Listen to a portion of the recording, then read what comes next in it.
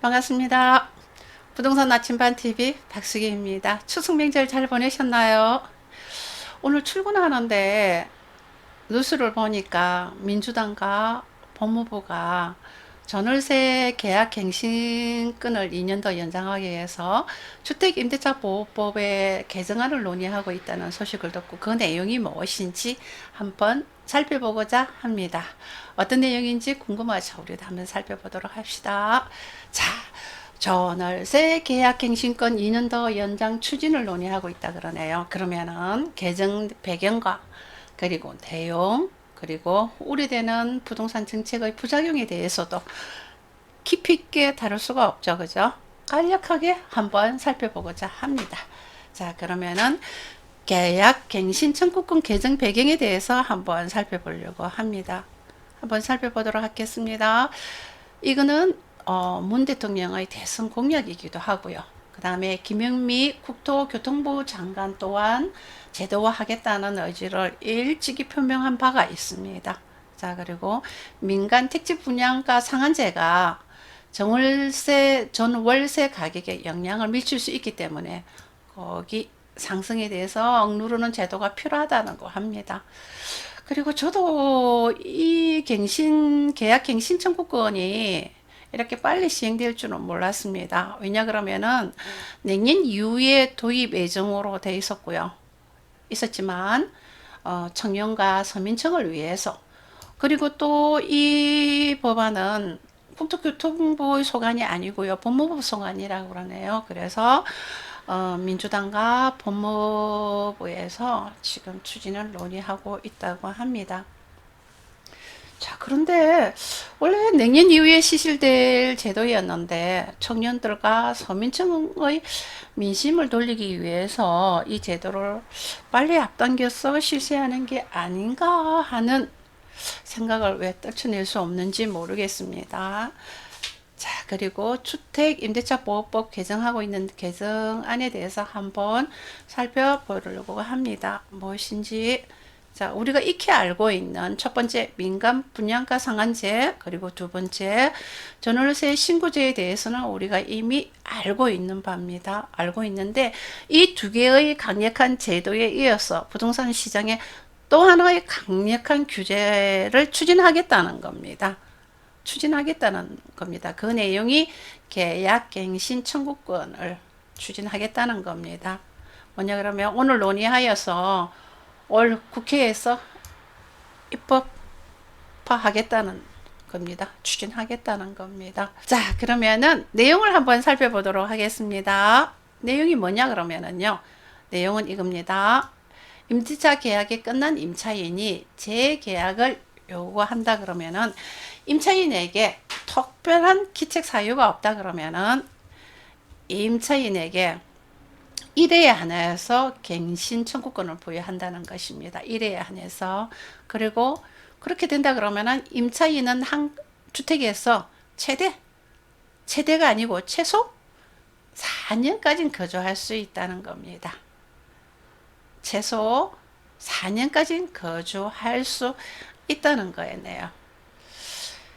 자, 그런데 이렇게 강력한 정책 세 가지를 동시에 부동산 시장에 투여라는 표현이 맞나요? 정책을 시시해야 될까요? 자, 그러면은 우려되는 정책의 부작용에 대해서도 우리가 한번 살펴봐야 되겠죠. 그죠? 한번 살펴봐야 안 되겠습니까? 서민을 위한 정책이 오히려 서민을 힘들게 할 수가 있다는 겁니다. 서민을 힘들게 할 수 있는 요소가 있습니다. 뭐냐 그럼 단기적으로는 임대료 가격이 급등할 가능성이 충분히 있습니다. 임대인들이 가만히 있겠습니까? 이 제도가 실시되기 전에 임대료를 인상하겠죠. 당연히. 자, 그리고 또 있습니다. 가장 중요한 내용인 것 같습니다. 인위적인 규제는 부동산 시장을 왜곡시킬 수가 있고요. 또 그리고 부동산과 관련된 산업이 위축될 가능성이 많습니다. 여러분 부동산과 관련된 산업을 열거해라 그러면 정말 많습니다. 정말 많습니다. 그 중에 개업 공인중개사도 당연히 포함이 되겠죠. 자, 여러분의 생각은 어떠하세요? 정부에서 보면 선진국의 주택정책 사례를 들 때 독일의 사례를 참 많이 듭니다. 현 정부가 들어서서 탈원전 정책이라든지 부동산 정책, 소득, 주도성장 등 정책을 사실상 진두지휘하신 분은 김수현 전 정책실장님이십니다. 자, 2011년도에 제작한 이 책을 본다 그러면은 이 책을 읽으신 분들이라 그러면은 현재의 현 정부가 들어서서 부동산 정책 방향이 어느 방향으로 갈 것이라는 걸 전부 다 예측을 할 수 있었을 것입니다. 그런데 이 책 내용 안에 보면은 독일 같은 경우에는 다른 선진국에 비해서 다른 선진국은 주택 거주율이 60%가 넘는 반면에 독일은 40% 선대밖에 안 된다는 거죠. 나머지 60% 중에서 10%는 공공임대주택이고요. 그 나머지 50%는 민간 임대주택이라는 거죠.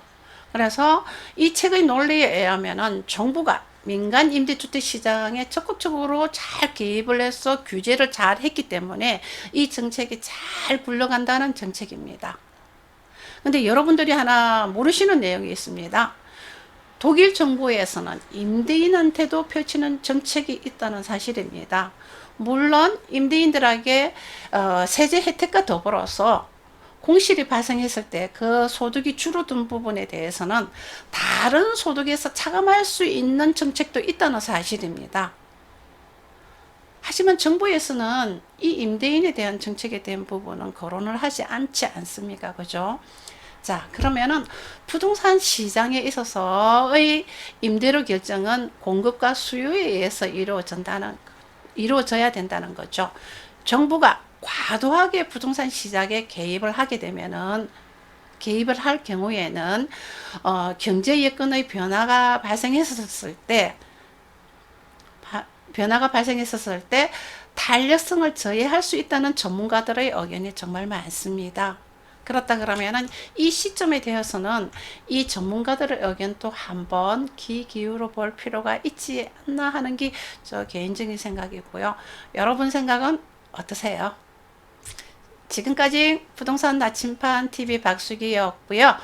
하반기에 이 국회에서 이 입법이 추진이 된다 그러면은 다시 정리를 해서 동영상 올리도록 하겠습니다. 오늘 하루 남은 시간 또 행복한 시간 되십시오. 감사합니다.